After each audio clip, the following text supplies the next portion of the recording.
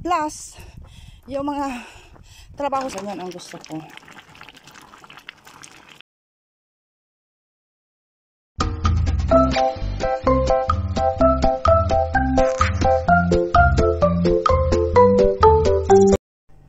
Bingo! Hello po, kumusta po kayo?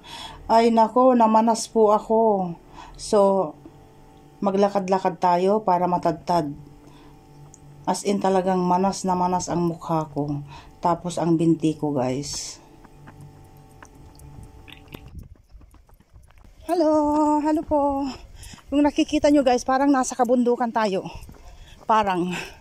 Pero nandito na po tayo sa bahay, dito sa syudad. Sa malikod po ng bahay.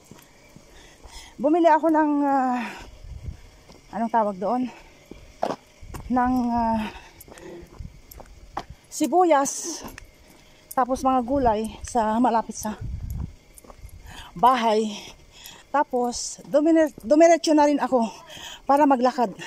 2 beses lang. Pangalawang beses na ito. And then babalik tayo. So as you know, may mga vlog din ako noon. Nung summer. Dito. Sa likod ng bahay. Parang kabundukan din dito, guys. Doon sa may harapan.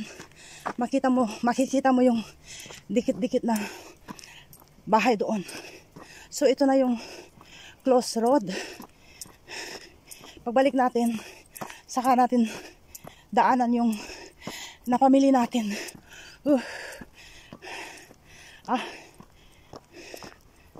So, di ba maganda yon?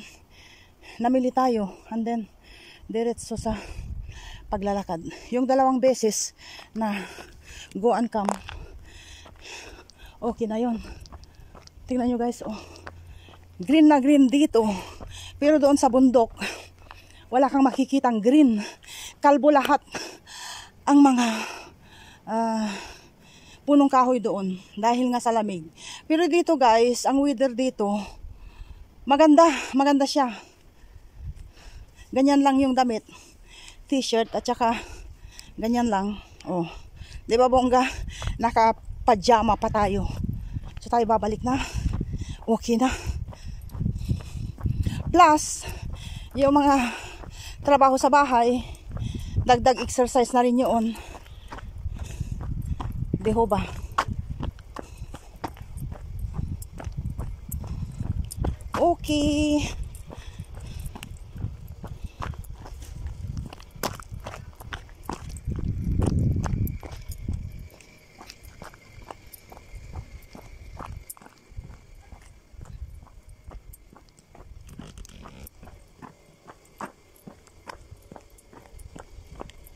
Meron pa akong 2 oras, guys. Tapos 2 oras na tapusin yung trabaho sa bahay. 2 oras. Tapos magsisidatingan na yung mga kasama natin sa bahay. So ang buhay ko naman dito ganun lang.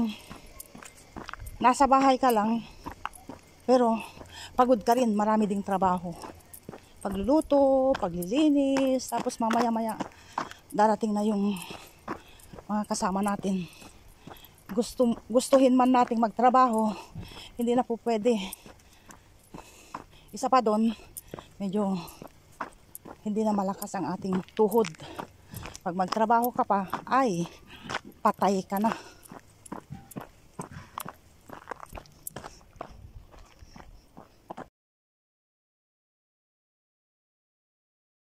So, pauwi na tayo, guys. Puntahan natin yung ating pinamili dun sa maliit na tindahan.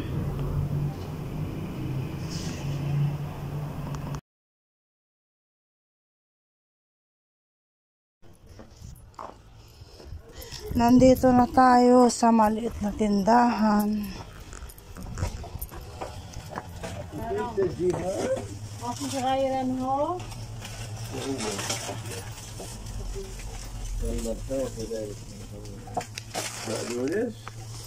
Luluto ako ng munggo. So ito, taba-taba ng baboy. Iginisa ko sa sibuyas, bawang, ginger at kamatis. Yan, rambol-rambol. Na-boil ko na rin yung ating munggo. And then, yan, gisa-gisa. Ilagay natin yung munggo. At, ako pag nagluto ako ng munggo, gusto ko maraming gulay. Sa yung gulay natin dito. Gulay. Ayan. Ilalagay ko lahat ito. Itong gulay na ito. Ayan lahat. Marami siya. Spinach at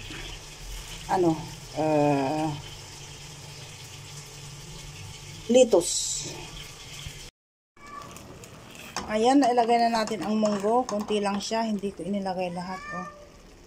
Para lang sa akin. Malapot-lapot siya. Dagdagan natin ng kunting tubig. At ito ang ating gulay. Ang dami Gusto ko maraming gulay. So, ayan, dinagdagan ko ng tubig. Why? What you want? What do you want? What do you want now? Why? What you want? You didn't eat yet? You ate already. You ate already, Huli. You ate already.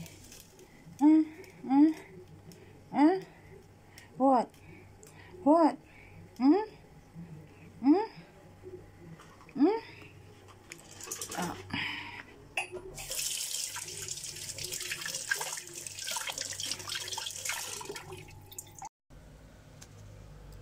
Ayan, ilagay na natin ang gulay. Sangkaterbang gulay.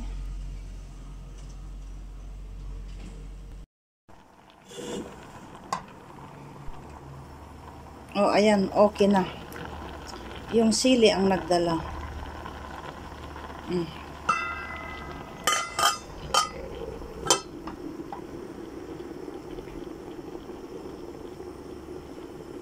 Shout out sa mga vloggers na ang content nila ay cooking vlog. Paano nila kaya nami-maintain yung kalinisan ng kanilang kusina pag nagluluto sila? Ako pag nagluto, burat-rat lahat yan.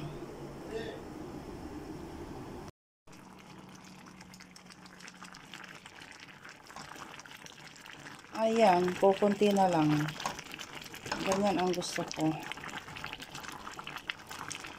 Malapot, tapos gulay lahat. At yung sili ang nagdala.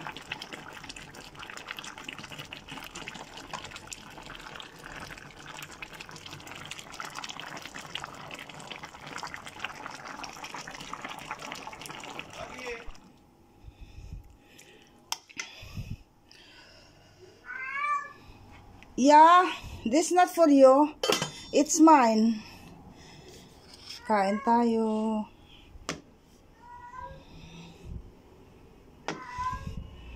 A few inches later. Butchi munggo tayo, guys. Kaya nagtira ako ng konting munggo kanina para ipalaman dito. Munggo butchi ala feli. Maganda rin ha. Matagal-tagal din akong hindi nakagawa ng ganito, guys. May pakulay pa ha. At dito naman, meron akong ipapakilala sa inyo, guys. Tantararan. Ito po yung nabili ko sa bundok nung kami pumunta doon. Ang akala ko mabibili ko yung 3 ulo ng baboy sa bundok. Kaso, kinuha ng ibang tao. Ako'y natawa dahil sabi ko, may nakain din pala ng ulo ng baboy. Yung ali na nakabili, meron din siyang Pilipinas siguro. So, ayun. Nakabili kami ng buto-buto at how to say, mga laman-laman. At itong ulo ang inuwi ko dito sa bahay. At ay, kanina, hindi ko pala naipakita yung pagluto ko ng butchi. Dahil habang niluluto ko, nauubos. So, pasensya na po, hindi ko naipakita sa inyo yung finished product ng ating butchi. So, ayun, nalinis ko na ng bonggang-bongga ito. Tapos, meron akong kaibigan na dadalaw daw bukas or after tomorrow. So nilinis ko ito at ililitsyon daw namin. So antayin ko siyang dumating, tapos siya ang maglilitsyon, at least na malinis na at ready na, natanggal na lahat-lahat. Grabe, mabalahibo siya kanina, pero ngayon as in talagang inudud ko yan ng konti guys, dahil kami ang kakain, di ko ba? So aantayin natin ang pagdating niya bukas.